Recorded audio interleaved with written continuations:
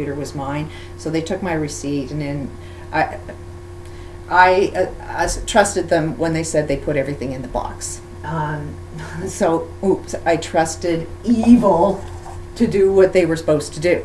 And, but it's like, it's got staples all over the place. It's got the date that it was transferred from, you know, and it's like, why should I have a receipt and you don't? Don't you have to report your taxes? You know, and then they want to say that, well, you paid in cash, so it's harder. And it's like, no, that's not my problem. That's Staples, the corporate world, that doesn't want to pay for anything. Everything that is run in their business, they're making the consumer do. Right now, even setting up the computer was part of the problem. That you can't even get a computer and start it up. I mean, you used to be able to do that, but now they're saying that they're charging you money for it. Sadly to hear, it hasn't really changed, because I opened it up and did exactly the same thing I've done with every other computer, but they want you to do more work. If it has flaws, it has anything, they are designing their business rules is, when it's out of the box, it's the customer's responsibility to pay to get it set up. They're trying to make another job there where somebody can make money so that they make it bad. So it was only because I said I was going to get a picket sign and put Occupy Wall Street right on their store and let consumers know that they sold me a product that didn't friggin' work, and the return policy, this manager, the psychology behind evil, first of all, they'll tell you how there's always an how it works. And to evil, I say how it works is a little different than how they want to say how it works. So there's going to be, I will look crazy to them, and I happen to think they're just as crazy, because I'm watching the whole economic system crash, because you have to understand the psychology of money and how we're doing it to everybody. But when I communicate with them, they tell me what I'm supposed to do to return this. And they will say, that's how it works. And it's like, no, excuse me, I bought a product, I want to return it. It should be as simple as just getting out, going to the store, and returning it, give me a new one. Or give me my money back. That's it, that's all. I shouldn't have to go through like 2 friggin' weeks of hell. I mean, I phoned the head office of Staples, and nobody was there. It was a temp that, you know, hey, sorry, she's just making a living, and she's going to take my call, and I'm pissed off. And there's nobody in the office. Not one person is in the head office of Staples. They're off partying with the money that they take from you. So, anyways, they did get back to me, and I did use this, I'll protest your store. You know, so be aware of what it is I'm doing, that I'm monitoring in the background, and I'm definitely going to try and put everything I know about this structure going on, and try and make as much of an effect. Staples said, we aren't scared of you. You know, they said you just have mental illnesses. You know, like you need help.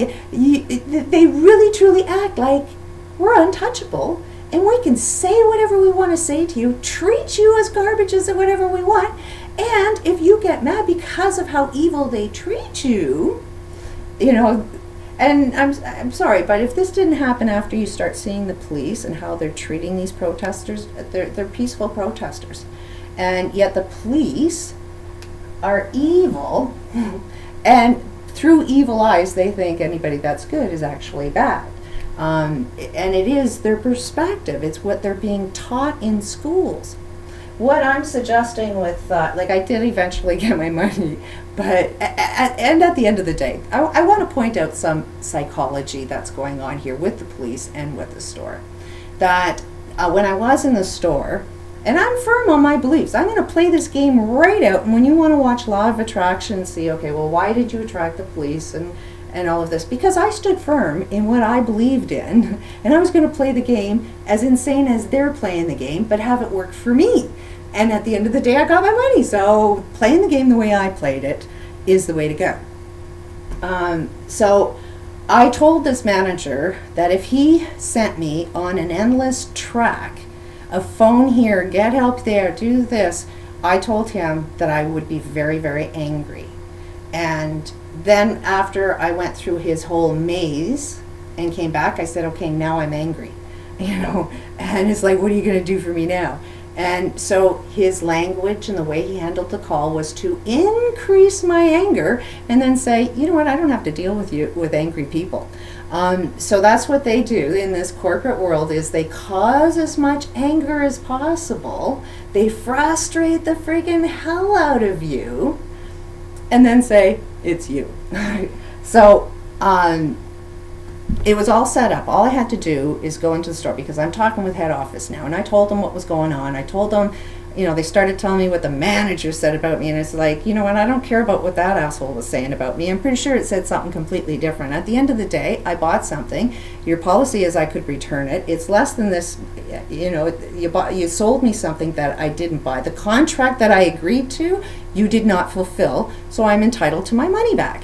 And then they said, well, you have to leave the computer in our office for 24 hours. And it's like, no, I should go to the store, be able to return it. I don't have transportation. Plus, I'm working here. I want a computer right now. I don't want to wait for another computer. So I told them, well, you can have the computer for 24 hours, but you have to put a $10,000 deposit down, so I know that you're not going to rip me off. So yeah, they said I was a little paranoid, but you know what? That's how they behave. Why is it they need it for 24 hours? There's nothing I have done with it. Can't they trust me? Or do they need to act paranoid and take the computer and find whatever's wrong with it before they, give me back the lemon? That is not the deal. I want to return it because the camera is not designed to do what it is. And plus it was jumping all over the place. There was a lot of problems with that. Overheating, fan was on all the time. It was a lemon. And I'm not about to have a computer that's constantly over there when I want to work here. So he's acting paranoid, just by, suggesting that I have to wait 24 hours. What did I do to it? What could I possibly have done to it that you need to look at it for 24 hours before you return my money? So he knew they definitely knew I had issues with them having the computer and I have nothing. So when I went to the store, which I was told to go at a specific hours, and I did, and it took practically an hour before the manager decided to come and do his job. And meanwhile, 2 other workers opened the box, made sure everything was there. 2 people confirmed that everything was done in the box and everything was there. And as soon as that manager comes up, you know what he does? He goes and takes it out of my hand and takes it in the back locked room. And I told him, no, do not touch my property. So that man took my computer and locked it away. So we'll play the game. He now stole my property, so I went to the police and told them, I'm having problems returning this, and this guy's being a total dick. And the police are, they're saying, oh, that's a civil matter. And it's like, no, that is not a civil matter. That is a crime. They took my computer out of my hands, and I said, no, that's mine. Why is it that guy couldn't have looked at it at the table, right in front of me? He was paranoid and felt that he had to do something in a locked room? So, if we're going to talk about who's paranoid or what, I will play the game that you play. You can judge me to be insane, but at the end of the day, I'm going to tell my story from my perspective and say, is it me or is it you? So I phoned the police, and naturally, I said, well, hey, if this is a civil matter, then does that mean that we can actually go and steal something from anybody and it becomes legal then because it's civil? Is that how we commit crimes all the time, according to the police? Because, yeah, I'm really upset. I purchased a computer. It's now how many weeks that I don't have one because I'm playing their friggin' game. The police are there to protect me, and if there's a corporate structure out there, somehow they always take that corporate structure side. Anyways, as soon as they said, oh, this phone call is being taped, it's like, good, thank you. I'd really like it on the record to know that if you can just take somebody's property, it's okay when I said no. So I go back to the store, and right away they're right there and says, "Oh, we have your money. Here it is. We're all ready for you." And it's like, good. And so then he wanted me to sign this receipt, and he's holding the money in his hands, and the receipt says that I've received the money. And I says, "Well, give me the money first, and then I'll sign it." And he goes, "No, we're not giving you the money." So he has my computer, and he's got the money in his hands, and he wants me to sign a receipt that says I've received money. So it's like, no, I'm not signing that, and he won't give me my money. So I put on the receipt, I did not receive a dime, and then signed my name, and then he gives me the money. And then accuses me of being paranoid that he wasn't going to give me my money. And it's like, the guy didn't realize that I was mirroring him just to tell the story about money and how we are supposed to behave. That chances are, if you do look a little mentally ill, might be a good thing, because you have to change some of the ways you treat people. If you're working today in any of those systems, you're doing a lot of harm to society because you're not realizing what's going on. Let's keep the name Staples.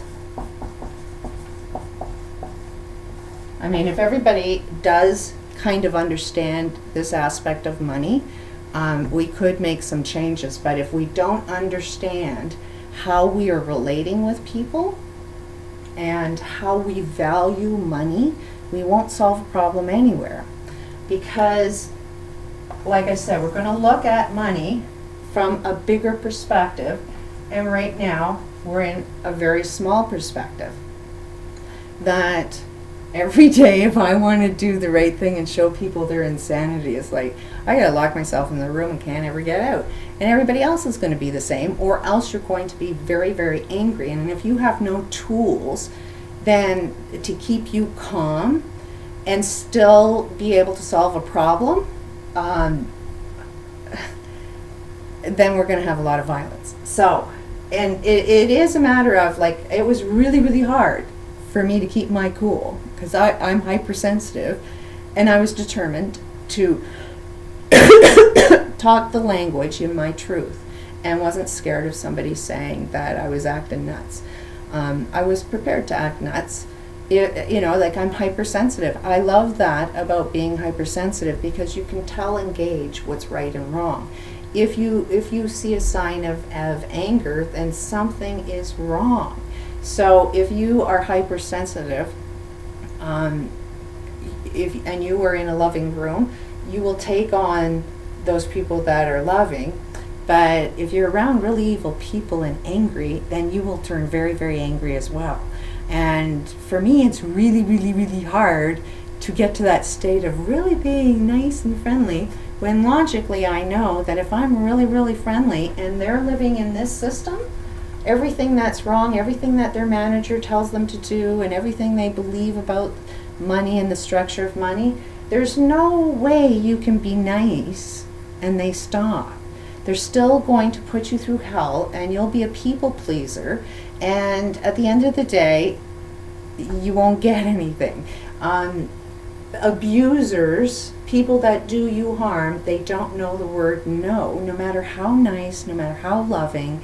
It's just, you can't do it. That's why I'm sort of against religious people, because they do have this, it's okay to sin. Well, it's not okay to sin, but you agree that you are a sinner. So that means you have to agree to play in this system, knowing that it's wrong, knowing that it's killing millions of people, but as long as you believe in Jesus, then you'll get to heaven. But there are no good people on the planet, because you're all there saying that we're sinners. And being sinners, just as to not be a sinner means you just got to understand the psychology of what it is to be good, and how you value money. Now, in the bigger, there's probably another way of explaining this. Right now, we have the rich and the poor. Okay? have you kind of noticed that the rich